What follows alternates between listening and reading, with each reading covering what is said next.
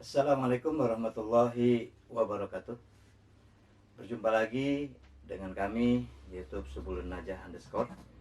Pada saat ini untuk siswa-siswi Madrasah Sanawi Madrasah Aliyah Al-Alawiyah dengan materi yaitu pelajaran seni budaya untuk kelas 11, yaitu bab 1 karya seni rupa. Untuk anak-anakku kelas 11, materi pembelajaran ini harus didengarkan, harus dilihat, dan harus di-like sebagai bukti bahwa kalian telah melihat materi pembelajaran kita pada pagi hari ini. Materi kita bab 1 menerangkan bagaimana karya seni rupa. Seni rupa yang ada di rumah kita, yang ada di lingkungan kita, yang kita lihat dan kita perhatikan.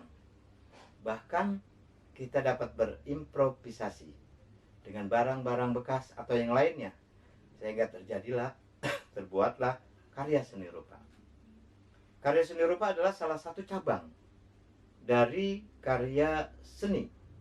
Supaya bisa menghasilkan sesuatu karya seni yang kualitas dan juga ekspresinya bisa dirasakan oleh indera manusia.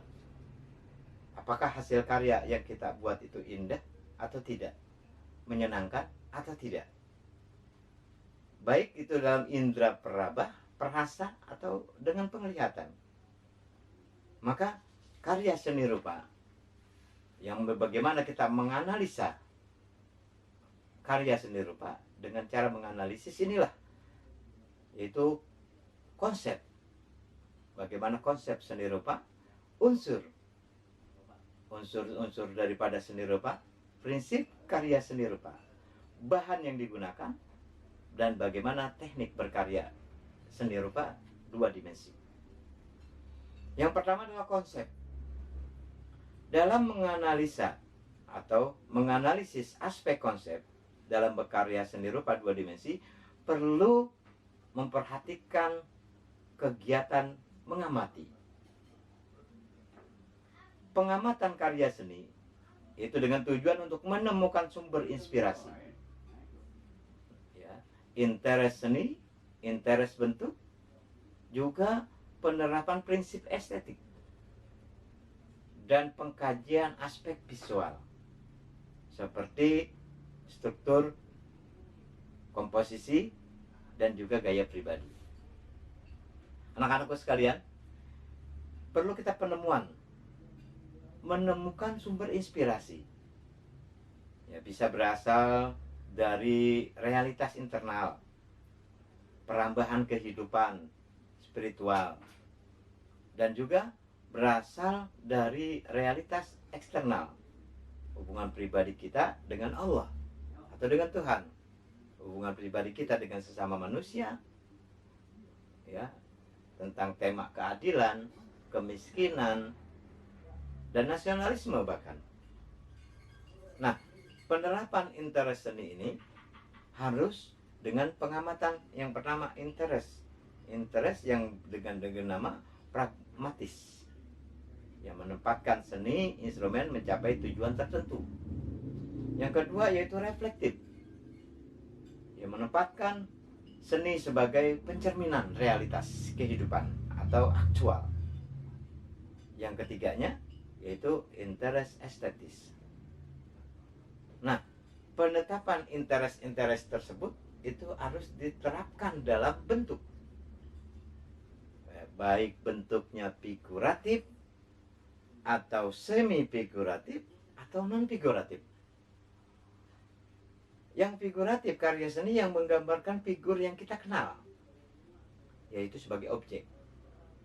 Yang semi itu karya seni rupa yang setengah figuratif. Sedangkan yang non figuratif itu tidak menggambarkan bentuk alamiah. Nah, dari itu semua ditambah dengan bagaimana penetapan prinsip estetis. Ada yang dikatakan dengan pro-modern, modern, sama postmodern. Kalau pramodern yaitu prinsip estetika yang memandang seni sebagai aktivitas merepresentasikan bentuk, baik itu bentuk alam atau bentuk yang lainnya yang terlihat indah. Sedangkan yang modern itu memandang seni sebagai aktivitas kreatif yang mengutamakan aspek penemuan. Sedangkan yang postmodern, prinsip estetika yang memandang seni sebagai aktivitas permainan tanda, ya, yang hiperreal dan ironik. Nah, selain itu juga kita perlu yang namanya aspek visual. Ya, guna mewujudkan aspek visual itu harus konseptual. Menjadikan karya visual perlu ditegaskan lebih, yaitu spesifik dalam subjek matter.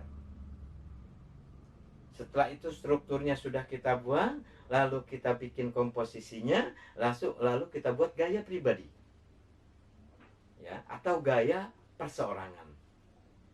Karena setiap orang mempunyai ciri-ciri khas tersendiri dalam berkarya. Setelah itu, setelah kita konsep tadi sudah, baru masuk kepada unsur-unsur karya seni rupa, yang mana mengkaji bagaimana kualitas dari penggunaan garis, warna, ruang, tekstur, dan penyajian. Baru mengarah kepada bagaimana prinsip karya seni rupa, di mana situ prinsip karya seni rupa adanya keselarasan, yaitu harmoni, keseimbangan atau kesebandingan, atau proporsional, atau irama, ritme, ada keseimbangan, balance, dan ada penekanan, ya. Nah, ada unsur prinsip-prinsip ini seperti keselarasan, keseimbangan, kesatuan, dan penekanan, dan yang lain-lain tadi telah disebutkan, itu perlu diperhatikan dalam membuat hasil karya seni rupa. Maka dari itu, prinsip unsur tidak bisa ditinggalkan dalam membuat hasil karya seni rupa itu sendiri. Setelah itu kembali kepada bahan yang akan kita gunakan.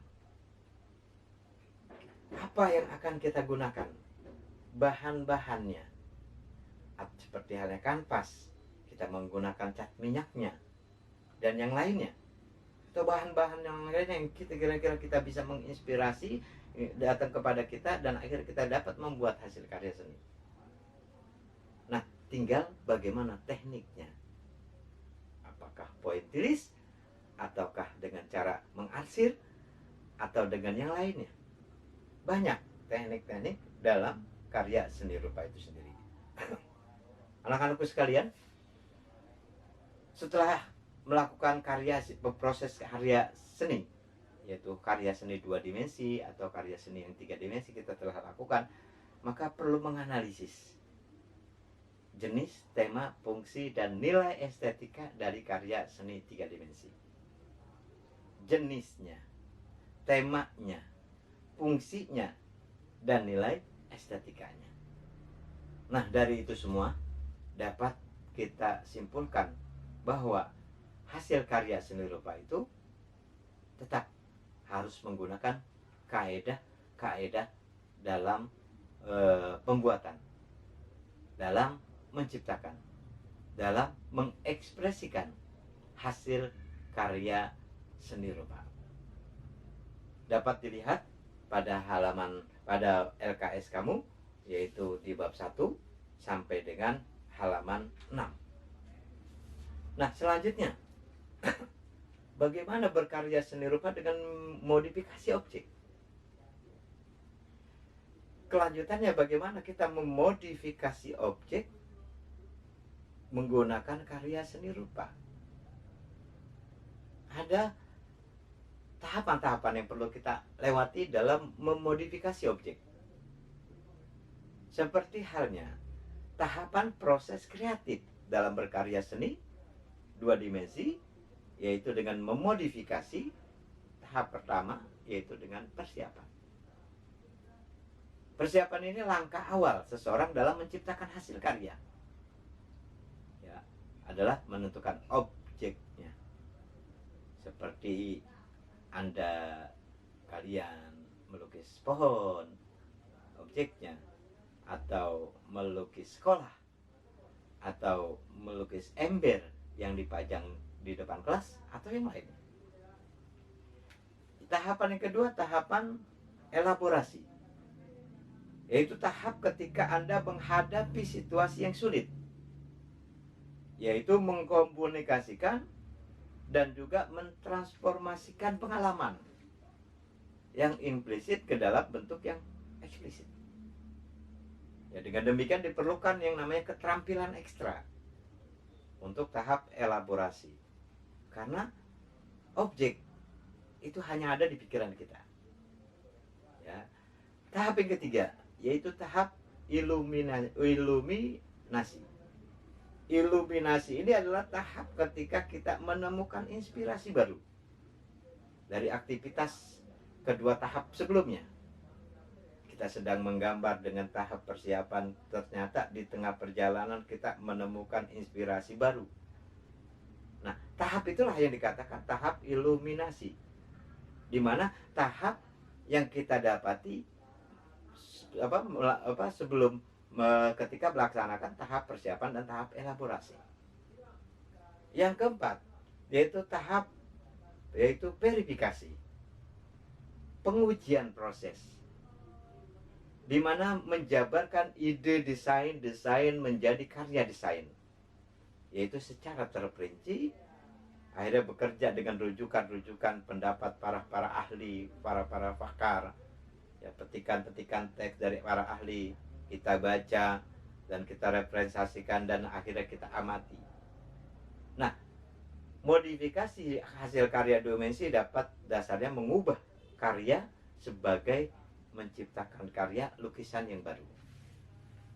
Nah, pada konteks mengubah sesuatu yang dilihat ke atas kanvas, kita melihat sesuatu, yaitu misalkan kita melihat gunung, terus kita menggerakkan tangan kanan kita untuk melukis hasil karya apa yang kita lihat, yaitu harus menggunakan prosedur, yaitu persiapkan bahan atau beberapa lembar kertas, pilih salah satu objek. Nah, setelah itu diperoleh sudut pandang, kita lihat, ya, ketika pohon itu dekat dengan kita, maka akan lebih besar dibandingkan gunung yang jauh. Nah, disitulah diperoleh sudut pandang. Terus buat beberapa sketsa sebelum kita memulainya. Pilihlah salah satu sketsa yang telah dibuat dan disalin ke atas kanvas di sketsa sebelum melakukan pelukisan. Nah, setelah itu baru kembangkan sketsa tadi, yang gunungnya seperti apa, pohonnya seperti apa. Dilanjutkan setelah sketsa semuanya selesai. Nah, hal-hal yang seperti ini perlu memperhatikan beberapa karakter seperti karakter dasar karya yang Anda modifikasi. Jadi memodifikasi itu berarti bukan merusak, ya, memperbaiki, membuat lebih baik. Memang pada dasarnya yaitu merusak karya yang telah ada sebenarnya, tapi sebenarnya akan memperindah dengan memodifikasi hasil karya. Nah, pilihlah pengungkapan itu menurut kita yang lebih tepat. Misalkan mengubah gaya klasik dengan lukisan menjadi gaya kontemporer. Nah, setelah itu karakter-karakter dasar dari karya yang kita buat tadi itu sudah diubah persis seperti aslinya. Selanjutnya, tambahkan pengembangan yang sesuai dengan tujuan. Nah, bagaimana selanjutnya untuk berkarya seni 3 dimensi? Karya seni rupa 3 dimensi memiliki panjang, memiliki lebar, dan memiliki dimensi tinggi. Dimensi panjang dimensi lebar, dan dimensi tinggi. Sehingga hasil karya 3 dimensi dapat kita lihat dari segala arah. Sama seperti halnya dua dimensi, ada tahap pertama yaitu modeling, menggunakan model, yaitu dibuat seperti patung. Tahap kedua yaitu membuat skala perbandingan. Tahap ketiga yaitu dengan kita membuat ukuran besar kecilnya yang kita akan buat. Tahap keempat yaitu mulailah membuat model jika menggunakan bahan yang lunak. Tahap yang kelima yaitu model dengan cara menggambil garis besar. Ya, belum pada hal-hal yang kecil. Yang keenam, tahap pembuatan detail. Ya, ini proses detail, bagaimana bentuk matanya, bagaimana bentuk hidungnya ketika kita membuat patung. Rambutnya itu namanya masuk kepada tahap keenam. Tahap ketujuh adalah tahap finishing. Yang mana perlu diamplas atau tidak, atau pewarnaan yang lainnya. Nah, itu adalah akhir. Nah, jadi memodifikasi hasil karya adalah yaitu cara mengubah bentuk sebuah barang dari yang kurang menarik menjadi lebih menarik tanpa menghilangkan fungsi aslinya, serta menampilkan bentuk yang lebih bagus dari aslinya. Itu dikatakan modifikasi. Nah, untuk itu mari kita tetap mencoba bagaimana cara memodifikasi hasil karya yang tadinya tidak terlihat tidak baik, kita modifikasi akhirnya menjadi tidak baik. Inilah pelajaran seni rupa kelas 11 Madrasah Aliyah Al-Alawiyah. Untuk itu, tanda bukti bahwa kalian telah melihat video ini yaitu dengan kalian like YouTube ini. Dan jangan lupa subscribe. Terima kasih. Wabillahi taufiq wal hidayah. Wassalamualaikum warahmatullahi wabarakatuh.